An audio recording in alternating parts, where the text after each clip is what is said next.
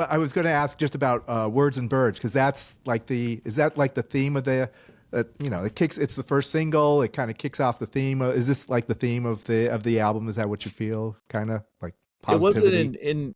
it wasn't in intentional. It just, once we recorded that song, it just leaped out to me. It sounded like the record. This is the record we should make. I think it was the first song we recorded that day in the studio when we recorded all of First Side in one day in Seattle a couple of years ago, and I think that was the first song we did. And it just, ever since then, it's been the first song on the record. And when I gave the record to Ed Stasium to mix the record, I gave it to him in order. I just said, this is going to be the order, and that song just always felt like the first song. It felt so easy and really just felt like it just burst out of us. It just, we just played it, and it's live, and there's nothing really added to it except we added Debbi singing on it, and it just felt like a classic record, that you would hear. I'm not so sure if you'd hear it on the radio, but that you would hear in the days when I felt music was the most magical thing that had ever happened, like when I first saw the Beatles in 1964, on TV, and it just felt like, I'm not comparing me to the Beatles, but it had the feeling of exuberance and joy, I think. Yeah. Yeah. So I saw. Oh, for sure. So Ed Stasium produced. Yeah. He mixed it. Yeah. So he came in, we recorded all the tracks, and then I gave them to him, and he mixed them. So yeah.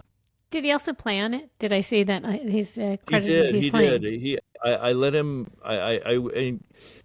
He had some ideas, and I was like, that's great, because I deliberately didn't add nearly as much stuff to songs as I did, because I wanted to keep them really live, because I didn't really want to add much to them. So I even, kept myself from putting tambourine on every song, because I always do that pretty much.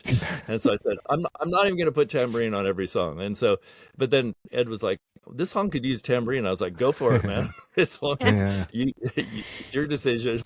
So he thought of things like that, and he played some guitar and played some little bells and whistles, as they say. And some things I kind of asked him to do, and other things he did, and some things he might have done some things that I don't even know that are on there, but it was he just did a fantastic job. It was wonderful working with him, and I just got to know him actually on the cruise, because he was on the little Stephen cruise, because I didn't actually meet him when we did the mixing, because he did it at his studio, and we talked over Zoom and on the phone and texted emails and all that stuff, but I had actually never met him until a week or so ago.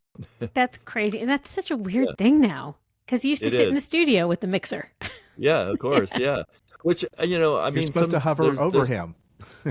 Yeah. Well, and some people who mix records really prefer the band not to be there, especially if maybe if it's one person in the band, they might be okay with that, but having all the band is kind of a recipe for disaster, because everybody says, turn my part up, turn my part up, turn my part up, turn my part up. Can't hear the bass, says the bass player. All that. That's just that. And so I understand that too, but I trusted him so much because I'm such a fan of his records, and he couldn't have been easier to work with, and he was so enthusiastic. He really loved the music. That became instantly apparent to me, and that made me really happy.